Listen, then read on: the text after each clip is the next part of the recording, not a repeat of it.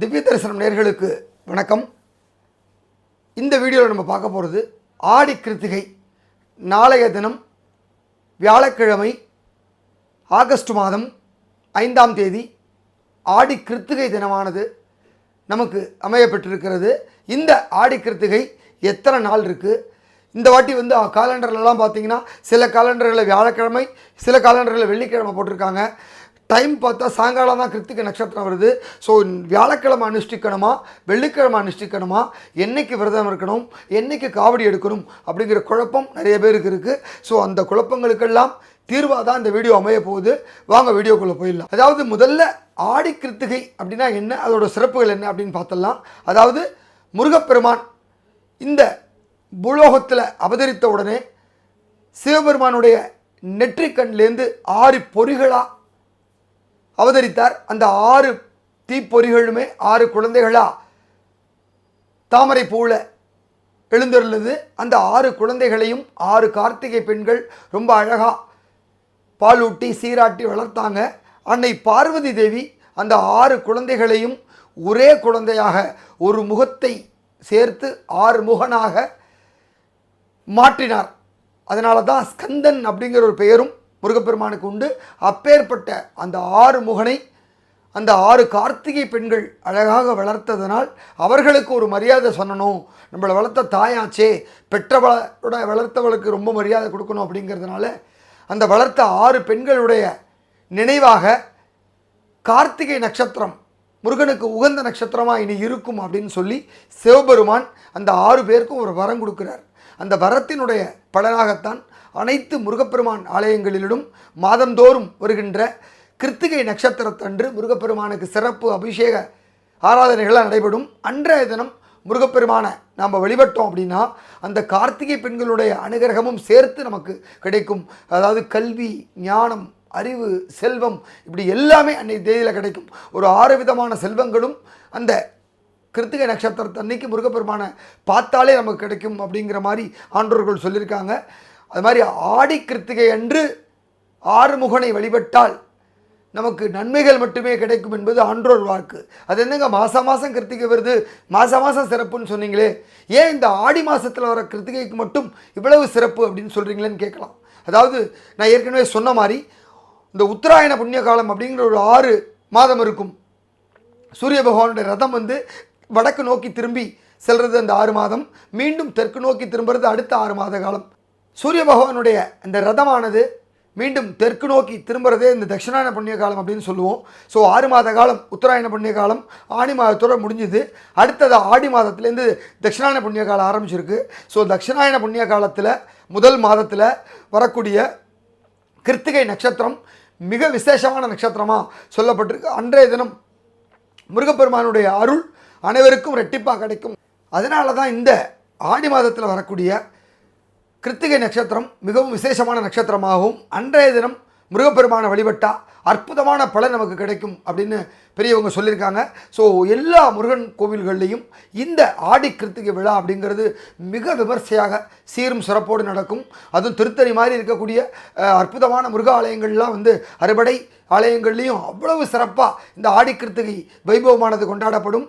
அன்றைக்கி பார்த்திங்கன்னா ஆயிரக்கணக்கான பக்தர்கள் பால் குடம் எடுக்கிறது, காவடி எடுக்கிறது, பாத யாத்திரை போடுறது, அன்னதானம் போடுறது அப்படிங்கிற நிறைய விஷயத்தை பண்ணுவாங்க. நாளைய தினம் எங்கு பார்த்தாலும் பச்சை வஸ்திரத்தில் அந்த முருக பக்தர்களை நம்ம எல்லாமே பார்க்க முடியும். ஸோ இந்த ஆடி மாதத்திற்கான ஆடி கிருத்திகை அப்படின்னு பார்த்தா இந்த வருஷம் எல்லா பண்டிகைகளுமே 2 பட்டு தான் வருது. அதாவது நட்சத்திரமானது நள்ளிரவோ இல்லை அதிகாலையிலோ பிறந்து அன்று இரவோ மறுநாள் அதிகாலையிலே முடிஞ்சால் பரவாயில்லை. ஸோ இந்த கால சுழற்சியின் காரணமாக இந்த நட்சத்திரங்கள் எல்லாம் கொஞ்சம் முன்ன பின்ன தான் வருது. அப்படி பார்க்குறப்ப இன்று மாலை ஆரம்பிக்கிற அந்த பரணி நட்சத்திரமானது நாளை மாலை 6:10 வரைக்கும் பரணி நட்சத்திரம் இருக்குது. ஸோ பரணி நட்சத்திரம் முருகப்பெருமானுக்கு சிறப்பானது. ஆனாலும் கிருத்திகை தான் ரொம்ப விசேஷமாக சொல்லியிருக்காங்க. ஸோ ஆடி கிருத்திகை அப்படின்னு பார்த்தா நாளைய தினம் வியாழக்கிழமை ஆகஸ்ட் மாதம் 5ஆம் தேதி மாலை 6:12 மணியிலிருந்து மறுநாள் வெள்ளிக்கிழமை ஆகஸ்ட் மாதம் 6ஆம் தேதி மாலை 4:45 வரைக்கும் நமக்கு கிருத்திகை நட்சத்திரம் முழுமையாக இருக்குது. அதனால் வந்து பொதுவாகவே ராத்தங்கிற நட்சத்திரம் அப்படின்னு பார்த்தா எந்த நட்சத்திரம் முதல் நாள் மத்தியானமோ சாயங்காலமோ பிறந்து அன்று இரவு தங்குதோ அந்த நட்சத்திரத்தை கணக்கிட்டு பல கோயில்களில் உற்சவங்கள்லாம் பண்ணுவாங்க. அந்த வகையில் பார்த்தீங்கன்னா நட்சத்திரத்தை கணக்கிட்டு பண்ணுற இந்த கிருத்திகை நட்சத்திரம் பிரதானம் அப்படிங்கிறதுனால திதியை பார்க்க வேண்டியதில்லை. கிருத்திகை நட்சத்திரம் மட்டும் பார்க்கறதுனால நாளைய தினம்தான் பல்வேறு ஆலயங்களில் ஆடி கிருத்திகை வைபவமாக கொண்டாடுறதுக்கு சொல்லியிருக்காங்க. அந்த வகையில் பார்த்திங்கன்னா திருத்தணி, பழனி, பழமுதிர்ச்சோலை, திருப்பரங்குன்றம் இப்படி இருக்கிற அறுபடை முருகன் கோவில்கள்லையும் நாளைய தினம் வியாழக்கிழமை கிருத்திகை வைபவம் வெகு விமர்சையாக நடைபெறுகிறது. ஒரு சில ஆலயங்களில் மறுநாள் சாயங்காலம் வரைக்கும் இருக்கிறது அப்படிங்கிறதுனால வெள்ளிக்கிழமை அன்னைக்கு ஆடி கிருத்திகை விழா கொண்டாடுறாங்க. ஆனால் முருகப்பெருமான நாளைய தினம் வியாழக்கிழமை அன்னைக்கும் பார்க்குறது விசேஷம், அடுத்த நாள் வெள்ளிக்கிழமை அன்னைக்கும் பார்க்குறது விசேஷம். ஸோ விரதம் இருக்கிறவங்க நாளைக்கு நட்சத்திரம் பிறக்கிறது அப்படிங்கிறதுனால நாளைக்கு எப்பொழுதும் போல் மாலை அணிந்து விரதம் இருக்கிறவங்க நாளை காலம்பரை 6 மணிலேருந்து உங்கள் விரதத்தை ஆரம்பிச்சிடலாம். ஸோ நாளை ஃபுல்லாக உபவாசமாக இருந்து மாலை 6 மணிக்கு அப்புறம் முருகனை போய் தரிசனம் பண்ணி அவருக்கு கோயிலில் கொடுக்குற அந்த பிரசாதத்தை சாப்பிட்டு உங்கள் விரதத்தை நீங்கள் முடிக்கலாம். எங்களுக்கு நாளைக்கு விரதம் இருக்க முடியாது, கொஞ்சம் இருக்க முடியாத ஒரு சூழ்நிலை, பெண்களாக இருந்தால் அந்த வேறு ஏதாவது பிரச்சனை இருக்குது அதனால் எங்களுக்கு இருக்க முடியாது அப்படின்னு சொல்கிறவங்க நாளை மறுநாள் வெள்ளிக்கிழமை அன்னைக்கும் விரதம் இருக்கலாம். ஏன்னா வெள்ளிக்கிழமை சாயங்காலம் 5 மணி வரைக்கும் கிருத்திகை நட்சத்திரம் இருக்கிறதுனால வெள்ளிக்கிழமை இருக்கிறது சிறப்பு தான். நாளைய தினம் இருக்கிறது ரொம்ப சூப்பர். அப்படி முடியாதவங்க அடுத்த நாள் இருக்கலாம். ஸோ வெள்ளிக்கிழமை அன்னைக்கும் இந்த ஆடி கிருத்திகை இருக்கிறதுனால இந்த 2 நாட்களுமே ஆடி கிருத்திகைக்கு உகந்த நாளாக சொல்லப்பட்டிருக்கு. எனவே மாலை அணிந்து பால்குடம் எடுக்கிறவங்க, காவடி எடுக்கிறவங்க, நேர்த்திக்கடன் செலுத்துகிறவங்க, அன்னதானம் போடுறவங்க அனைவருமே நாளைய தினமும் முருகன் கோவிலுக்கு சென்று உங்களுடைய கடமையை நிறைவேற்றலாம். அப்படி முடியாதவர்கள் நாளை மறுநாள் வெள்ளிக்கிழமை அன்றும் ஆடி கிருத்திகையை கொண்டாடலாம். எனவே இந்த ஆண்டு இந்த ஆடி கிருத்திகை 2 பட்டு படுறதுனால இந்த 2 நாட்களுமே விசேஷமாக சொல்லியிருக்காங்க. சென்னையை பொறுத்தவரை கந்தக்கோட்டம், போரூர் பாலமுருகன், அப்புறம் திருப்போரூர் இப்படி பல்வேறு முருகாலயங்கள்லேயும் நாளைய தினம்தான் ஆடி கிருத்திகை வைபவம் சிறப்பாக நடக்க போகிறது. எனவே நாளைய தினம் எப்பேற்பட்டாவது ஏதாவது ஒரு முருகன் கோவிலுக்கு சென்று முருகப்பெருமானை தரிசனம் பண்ணி அவருக்கு பிடித்தமான சிகப்பரளி புஷ்பத்தை வாங்கி கொடுத்து, அதே போல் நீங்கள் அபிஷேக நேரத்துக்கு போனீங்க அப்படின்னா அபிஷேகத்துக்கு முடிந்த அளவு பாலோ தயிரோ அபிஷேக பொருட்களோ இளநீரோ எது வேணாலும் வாங்கி கொடுக்கலாம். ஏதாவது ஒரு பொருளை வாங்கி கொடுத்து முடிந்தவங்க அபிஷேகத்தை கண்குளிர கண்டு தரிசனம் பண்ணுங்கள், முடியாதவங்க முருகனை தரிசனம் பண்ணுங்கள். அதே போல் இந்த உபவாசம் இருக்கிறது அப்படிங்கிறது ரொம்ப விசேஷமானது. ஆடி கிருத்திகையில் உபவாசம் இருந்தால் அற்புதமான பலன்கள் கிடைக்கும். அதாவது செவ்வாய் தோஷம் நீங்கும். திருமண தடை இருக்குது, ரொம்ப நாளாக பார்த்துட்ருக்கோம், கல்யாணம் ஃபிக்ஸ் ஆக மாட்டேங்குது அப்படிங்கிறவங்க இந்த ஆடி கிருத்திகையில் போய் விரதம் இருந்து முருகனை பார்த்தா உடனடியாக திருமணம் கைகூடி வந்துடும். அதே போல் குழந்தை பாக்கியத்துக்காக இருக்கிறவங்களும் இருக்கலாம். எப்படி கந்தசஷ்டி விரதம் ரொம்ப விசேஷமாக இருக்கோ குழந்தைகளுக்காக, அதே போல் இதுலேயும் விரதம் இருந்தாலும் குழந்தை பாக்கியம் நிச்சயமாக கிடைக்கும்.